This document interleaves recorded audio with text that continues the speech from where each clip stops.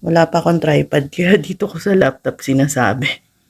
Ayan yung baon na nilimol, mamaya ayusin ko. So, ito yung chicken. And Cajun gravy. Masarap yan. And then yung biscuits. Hindi uso ang rice, kaya nagsaing pa ako ng rice.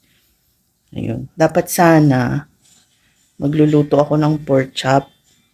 Hindi ko pa alam kung ipiprito ko ba o i-adobo ko or kung ano man. Kaso, ayun nga, nagkukulitan lang kami dahil nagkukwentuhan kami kanina. Dahil parang ilang araw kaming hindi nagkikita. Masarap ang Popeyes. Yun lang.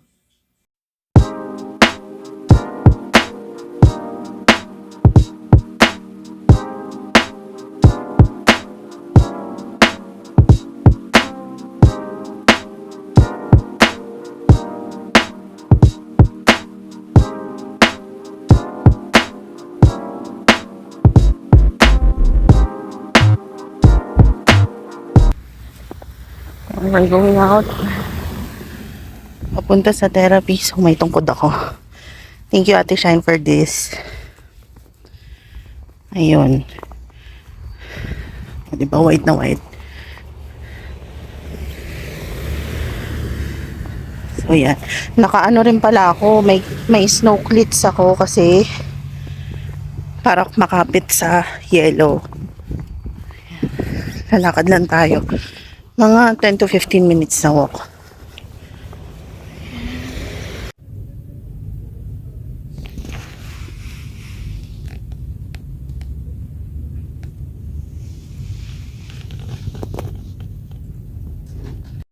Tapos na yung fisyo ko. So, ayan. Ang background. I mean, likuran ng clinic.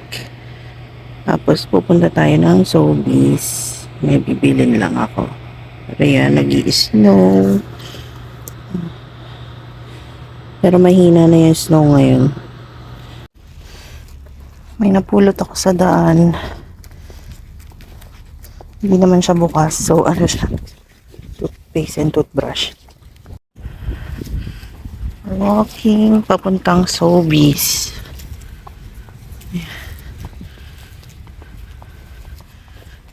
Ayun, dollar store. Scotiabank. Tapos may Subway doon and Teams. So, yan. Lakad tayo. Yeah, may sale ng bread. Croissant.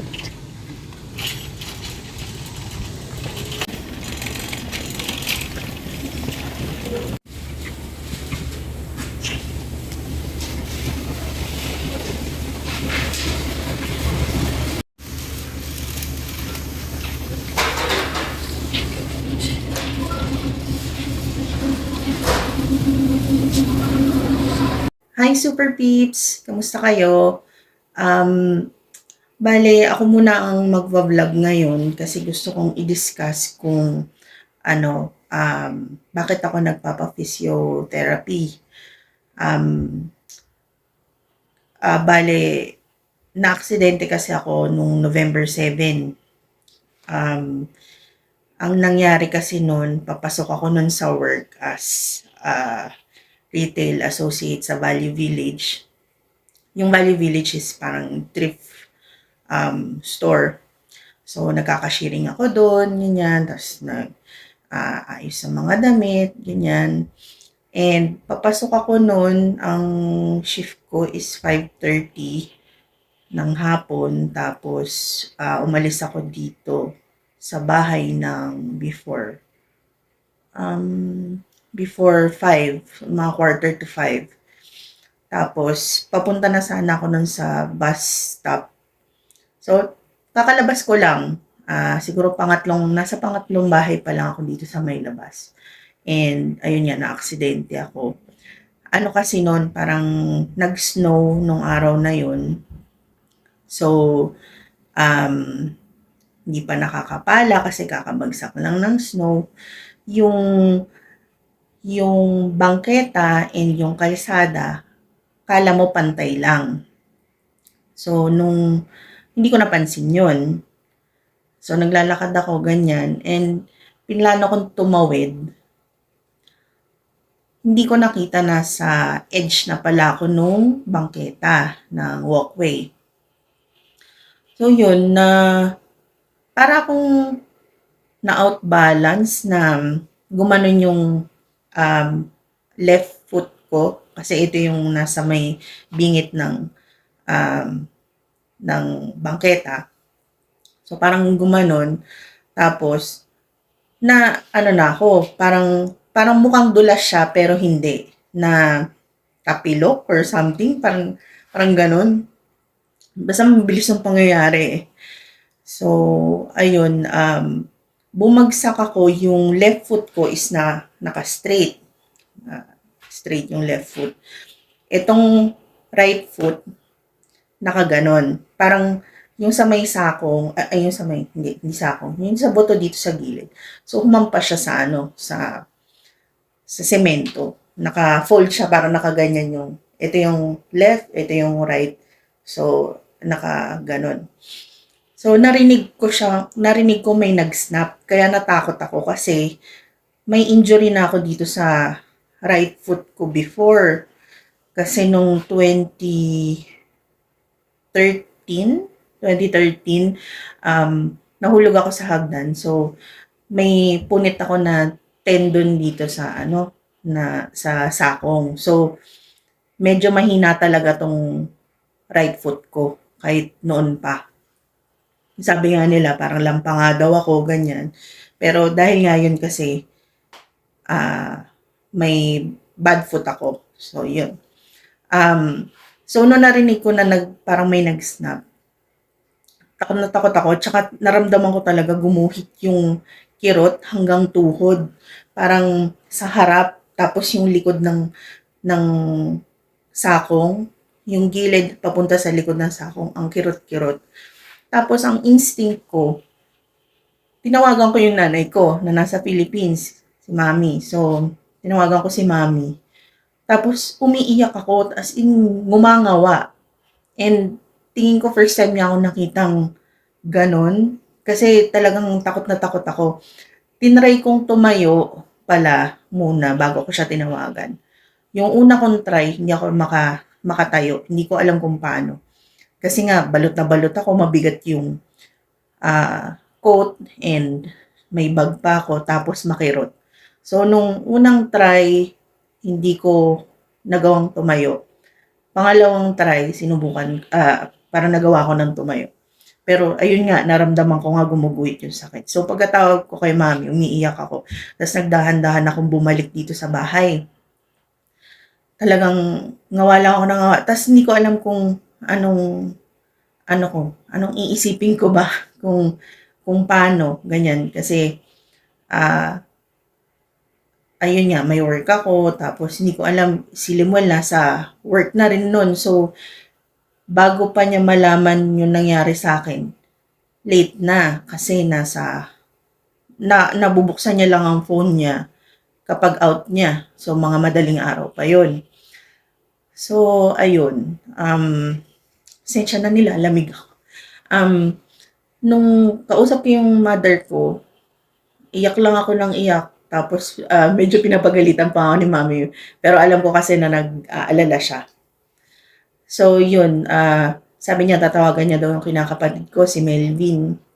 And then, habang nung after na mag-usap ng mother ko, tinry kong tumawag sa work. So, nakausap ko yung isang manager doon. And then, umiiyak din ako nung kausap ko siya. Ina-explain ko sa kanya yung nangyari. So, Indian yun. And sabi niya sa akin, my friend, I can't understand you anymore. Sabi niya ganyan. Kasi talagang, parang may panic kasi yung sa boses ko. Hindi ko alam yung gagawin ko kasi ang kirot talaga. Parang, mataas kasi ang pain tolerance ko. So, para sa akin na makaramdam ng ganun na sobrang kirot, talagang masakit yun. Kasi, dati kahit injectionan mo ko, titignan ko pa yan. Nung naoperahan ako dati sa kamay, ako pa mismo nag-alis ng ano, ako naglilinis, ako nagtanggal din ng tahi, ganyan. So, sobrang taas ng pain tolerance ko. Pag kinukunan ako ng dugo, tinititigan ko pa. So, parang ayos lang yung ganun. Pero yung ganyan, nung naoperahan din ako nung huli sa kamay din, yung last surgery ko sa kamay, nung 2007, nawala yung anesthesia. So, nararamdaman ko na tinatahi. So, kaya siguro tumaas yung pain tolerance ko. So, yun nga. Bale, para sa akin na mataas ang pain tolerance, kapag sinabi ko masakit, masakit talaga. So, ayun. Hindi na ako maintindihan ng manager. And, ayun, sabi niya, sasabihin niya na lang daw, ganyan. Alam ko kasi na medyo, rin busy sa store nun. Kailangan nila ng tao. Anyway, ayun. After ko siyang tumawag yung kinakapatid ko, si Melvin, tsaka yung asawa niya si Michelle. Umiiyak ako nung kausap ko sila. Ayun, kasi bago sila tumawag, nakausap ko pa yung ate ko, Ate Dim. So, ayun, kasi nung bago ako umalis ng bahay, parang kausap ko si mami at saka yung ate ko, nagkukulitan pa kami. Kaya nagulat sila na parang ilang minuto lang ako after namin mag-usap, na aksidente na ako. So yun, nagulat sila. Tapos yun nga, nung tumawag yung kinakapatid ko, yun nga, susunduin ako, dadalhin ako sa urgent care. Yung urgent care parang emergency. So, yun, dumating siya ng mga siguro after 30 minutes. Ayun, mga ganun. Tapos pagdating pa ni Melvin, may dala siyang saklay. Hanggang ngayon hindi ko pa pala nasusoli yung niya, yung saklay niya kasi nagkaroon din siya ng incident nung September. So, kaya siya may saklay na napahiram sa akin. So, yun. Dala ko yung saklay, tapos sinaalalayan niya ako. Talagang, nung pagdating namin sa urgent care, first time ko nag-wheelchair. Pero dito kasi sa Canada, hindi kagaya sa Pilipinas kasi na pagdating mo asikasuhin ka kagad. Dito, kung sino yung mas grabe, yun ang una nilang aasikasuhin. So pagdating ko doon, pinarate sa akin yung pain level, sabi ko mga 8. Kasi di naman labas boto ko and wala naman ako nakikitang pasanon, pero sobra yung kirot sa loob. Kasi nga gumuguhit niya hanggang tuhod. Ayun, pagdating namin doon mga alas 6, mga bago mag alas 6, siguro natawag ako, sobrang late na kasi siguro mga 8 or magna 9 na ata nung in-x-ray ako. Then after ng x-ray, kakausapin ako ng doktor kasi syempre nabasa na nila yung result. Pagdating sa doktor, wala daw nakitang fracture. Sabi ko, walang syempre thankful ako walang nakitang fracture. Pero sobrang sakit Parang alam ko may mali at saka may narinig nga akong nag-snap. So yun, buti na lang din walang work yung kinakapatid ko nun, naka day off siya nun. And first day ng reading week namin sa school. So pag reading week dito sa school, walang pasok ng 1 week ang mga estudyante. Pero yun nga, kasi may pasok ako sa work. Tapos, ayun, mga 11 na kami nakauwi. Tapos, may pabaon pa sa akin pagkain. Tapos, sila Michelle, ganyan, may binigay pang pagkain at saka water, ganyan. Kasi akala nila hindi pa ako kumakain. Akala pala ng kinakapatid ko, parang mga 1 hour nang nangyari yung aksidente ko. Tapos akala pa niya daw, nung tinatawagan siya ni mami, parang na wrong, ano lang, parang mali lang yung natawagan ni mami. Kaya nung una parang ayaw niyang sagutin. Tapos nung parang continuous nga daw, sinagot niya na kasi parang, parang ako na to. Ako na talaga yung tinatawagan nito kasi matagal na yung pag-ring. So sinagot niya. Tapos yun nga, sinabi ni mami na, na na-aksidente ako. So yun, sobrang asikaso sa akin ng kinakapatid ko. Tapos, so yun, wala nakita yung doktor. Eto na, following day, nakatanggap ako ng tawag dun sa doktor na na nag-assist sa amin nung gabi, sa akin, nung gabi nung tumingin. And sabi niya, ni-review daw uli nila yung x-ray ko and may nakitang maliit na fracture. So, yun sabi ko na kasi iba yung sakit niya. Parang binigyan lang ako ng Advil, no? O Tylenol ba? Tylenol ata. Tapos, ayun, pinapabalik ako dun sa urgent care para malagyan ng air gas. Kasi sabi niya, sorry daw kasi nga, usually naman daw pag gano'n na maliit lang yung fracture, hindi nakikita agad. So, kaya nire-review nila. Buti na lang nire-review nila, kaya nakita nila na meron. Tapos yun nga, pinabalik ako, then nilagyan ako ng air gas. Ito yung itsura ng air. Yan, parang Robocop. So, air gas, ayan. Pag pinindot ko to, parang nagkakaroon ng hangin dito sa may likod, dito sa may, likod, at saka dito sa gilid, yung kabilang gilid. Hindi pala dito sa harap. So, yun, nilagyan ako nito. And mabigat siya, kaya, and need ko siyang suotin kahit natutulog ako. Ang bigat niya, kaya ang sakit. Minsan talaga, ang kirot-kirot niya ako makatulog. Nagigising ko pa si Limuel nun dahil nga And buti na lang, nung araw na na-aksidente ako, pag uwi ni Limuel nung gabi, bali madaling araw pala, nagtataka siya, ang gulo-gulo dito sa sala. Tapos narinig ko pa kasi gising ako sa loob ng kwarto eh. Sabi niya, anong nangyari dito? Bakit may saklay? Kasi iniwan ko lang yung saklay dito sa sala. Tapos, Han, anong nangyari sa'yo? Sabi ko, na-aksidente ako, hindi mo ba nakita yung yung message ko? Hindi pala niya hindi niya pala tinignan yung phone niya kasi nung pagkasakay niya, yung pagkakuha niya ng gamit niya sa locker, tapos yung pag-uwi, parang nagpahinga na lang siya sa sasakyan. Kasi nga, matindi nga yung work niya. So, pagod-pagod siya. Hindi niya na-chinek yung phone niya. Kaya talagang clueless siya sa nangyari sa akin. Wala siyang kaalam-alam na na-aksidente na ako. Tapos sabi niya sa akin nung pagdating niya, huwag ka na mag-worry.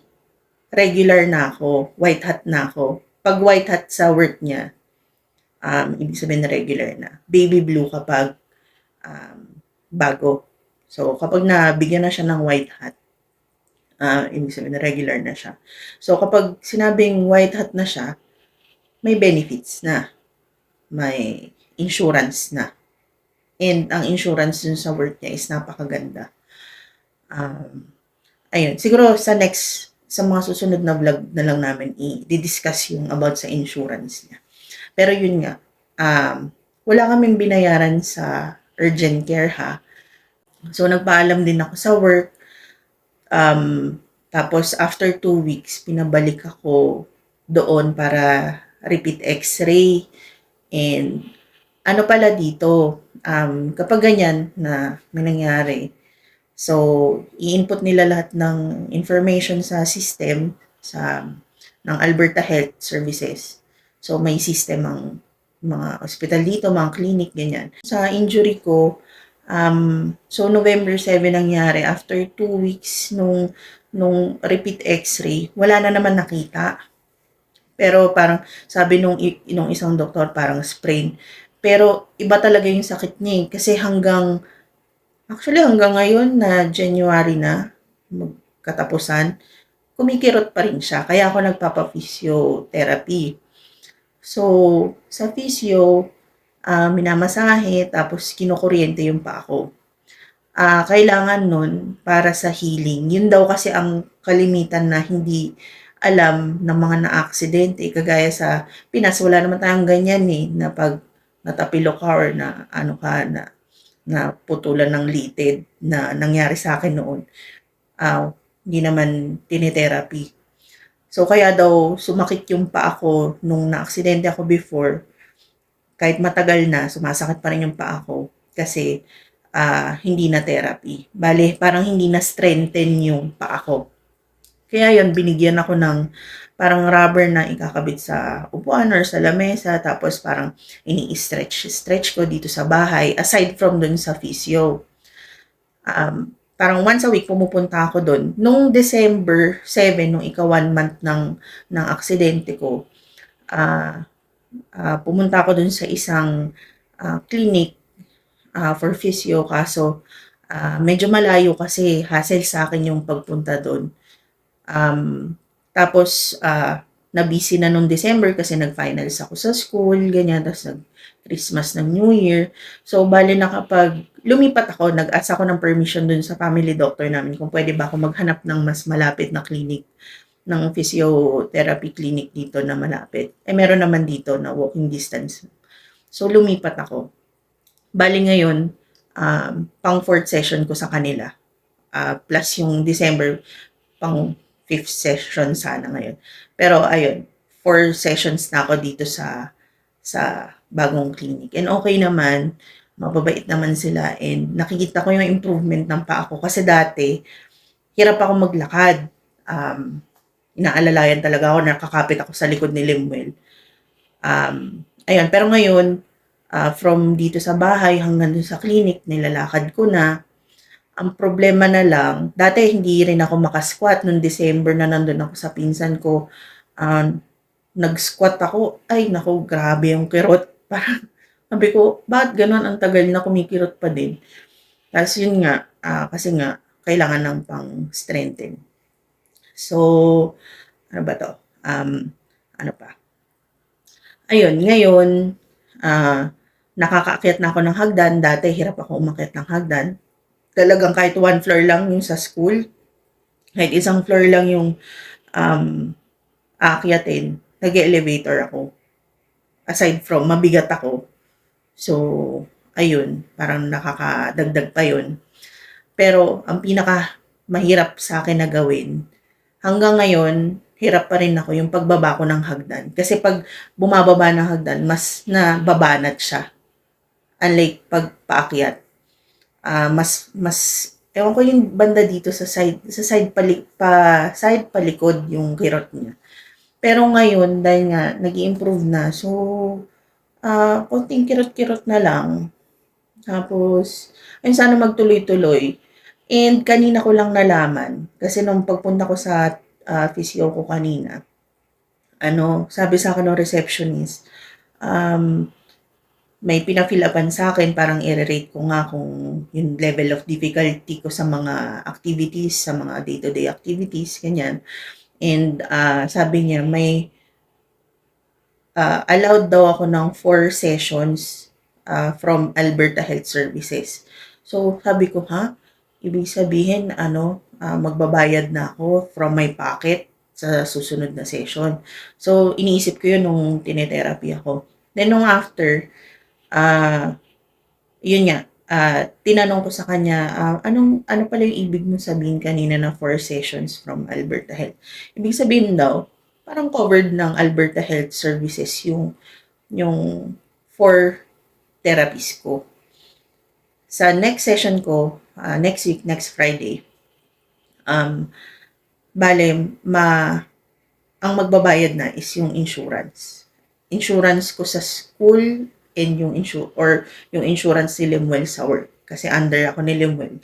So, covered ako nun. And malaki yung coverage nung sa insurance ni Limuel. So, yun. Natuwa naman ako kasi wala akong binabayaran. And, ayun, share ko lang.